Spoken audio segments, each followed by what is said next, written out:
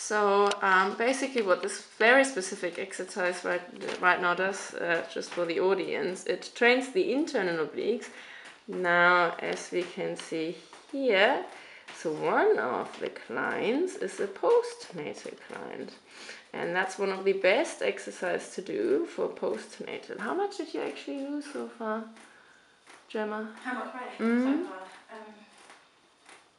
Quite a lot. Yeah, Gemma was showing me last week a picture of her straight postnatal and now, and it's obviously a massive difference.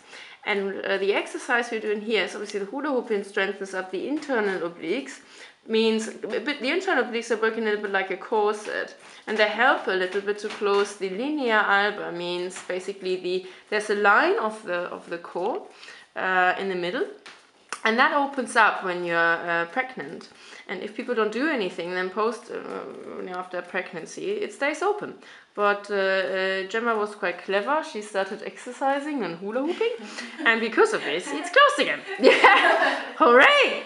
Yeah, yeah. As you can also see on Gemma and Kirsten, these are both very advanced hula hoopers by now. I can actually interview both of them while they hula hoop at the same time. As that's a nice thing with the internal obliques. So once you have a feel for it and how to actually clench them, they stay tight at all times, without you even thinking.